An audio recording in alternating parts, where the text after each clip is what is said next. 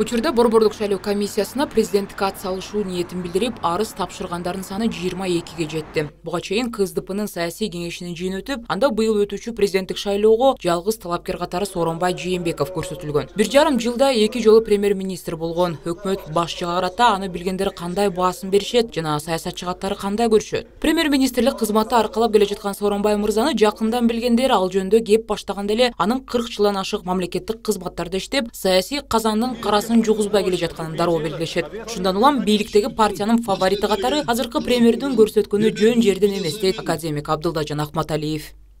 Кайсы жерде болсо, ошол жерге эл менен барып, элдин көйгөйүн угуп, ошолордун маселелерин так туура өз убагында чечип атат да. Анан экинчиден мынакей бүгүнкү учурдагы биздин экономикабыздын өнүгүшүнө, биздин руханий маданиятыбыздын гүлдөшүнө Сооронбай Шариповичтин эмгеги зор. Жээнбековдун кесиби боюнча зооинженердин өмүр жолу кадимки карапайым мугалимдик кесиптен башталганы жашыруун эмес. Жаш кезинен бери эле жакшы билген академик Жамин Акималиев 11 каналына берген интервьюлардын биринде Сооронбай мырза менен кесиптеш катары кандай болгонун мындайча белгилегени бар. Бирок бир да жолу Сооронбайдын бир саясатка аралашып кетип, бирөөнүн чатагына киришкенин көргөн эмеспиз. Ошондуктан ушу депутаттардын басымдуу көпчүлүгү Сооронбайды абдан жакшы көрүшүшү, мындай туруктуу, эч кандай чатагы жок, эл менен мамилеси жакшы деп, ошо кезде дагы жакшы депутаттардын бири болгон. Кезинде ээлеген кызматтарда чоң иштешип калган эстегендер Жээнбековдун дагы бир сапаты оор басырыктуулугун белгилешет. Студент кезинде эле лидерлик сапаты менен мугалимдердин көзүнө да түшкөн. Айрыкча айыл чарба жаатында баштапкы билимди берип, устаттык кылган аксакалдар көп эле. Ушундан улам премьер кандай кырдаал болсо өз кадыр баркын таза сактап келе жаткан саясатчы катары сыпатташат. Адистердин айтымында айрыкча сайыз кулагандан кийин сазга батып бараткан айыл чарбасынын акыбалын унутпоо керек дешет. Ошол кезде сугат жерлери, суу каналдарынын иши калууна келтирилип, эл турмушунда өзгөрүүнүн эпкини сезиле баштаган. Алардыкы жана автоматический болуп чаптырып койгон. Азыр башка методдордон ойлоп жеңил кымбат мындай. Бир канча жылдан бери Сооронбай Жээнбековдун ишмердүүлүгүнө кызыгып келген активист Гүлжигит Исаков өкмөт башчыны айыл чарбанын локомотиви катары баалайт. Айыл чарба ыктаган өлкөгө ылайык кадр экендигин, жергиликтүү иштердин майын чыгаруу менен бирге мамлекеттин жүгүн көтөрүп кетүүгө дагы кудурети жетет деп ишендирет. Кийинки президенттик кызматты бир өткөбөл мезгил деп ойлойм.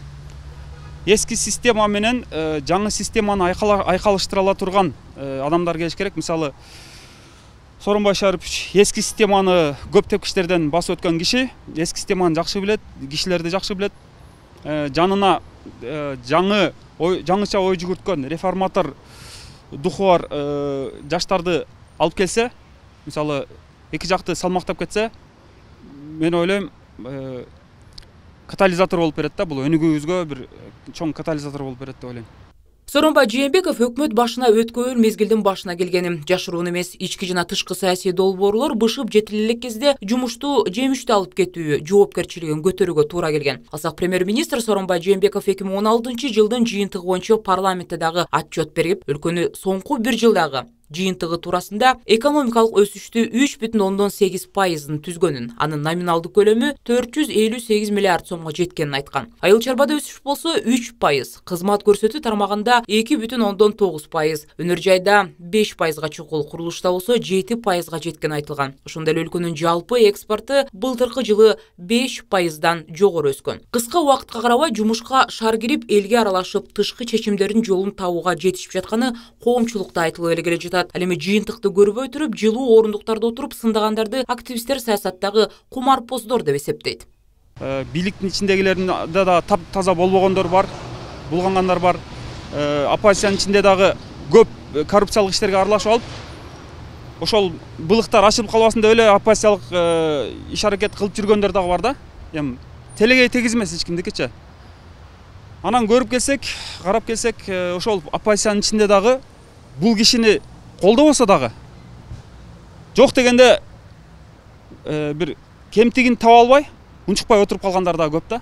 Негизсиз сындарга карабай ишин гана ойлогон Сооронбай Жээнбековдун социал-демократтар партиясынын саясий кеңеши президенттикке көрсөткөнү дагы жөн жерден эмес. Иштеп кеткен жолу, калыстыгы, жөнөкөйлүгү түз жүргөнү менен Сооронбай Шарипович бийликтеги партиянын ишенимин татыктуу болгон дегендер бар. Акыбал курчуктурган кезде бизге ушундай мындай стабилдүүлүктү камсыздыла турган, чатакка барбай турган, элди мындай элдештире турган, бириктире турган ушу бир талапкерге эле ошонун ушу бири Сооронбай Жээнбеков деп ойлойм. Бул жагынан менин оюмча КСДП партиясы туура алды деген ойдомун. Ал өлкөдө саясий туруктуу кырдаалды сактоого Сооронбай Жээнбековдун салымы чоң экендиги айтылып келе жатат. 2010 жылдагы июнь окуяларында дагы түштүктөгү тынчтыкты камсыздаганга Сооронбай Жээнбековдун эмгеги чоң. Өлкө экиге бөлүнүү коркунучу кабылганда Сооронбай Жээнбеков элди ынтымакта сактап жүргөндөрдүн катарында жүргөн. Кыргызстан экиге бөлүнүп калайын деген коркунуч чоң коркунуч жаралды да. Ошол кезеңде ким кайсы жерде болчу? Ким чыгып Кыргызстанды биримдигин сактап кала алды? Ким башын сайды? Аны жамандагандар бар, мактагандар бар, бирок калыс катары айта кете турган болсок, ал жерде ал кишинин ролу чоң. Ал жерде Ош областында бийликти башкалар алып койсо, азыр Кудай сактасын башка бир кесепеттерди тартып жүрүшүбүз мүмкүн эле да.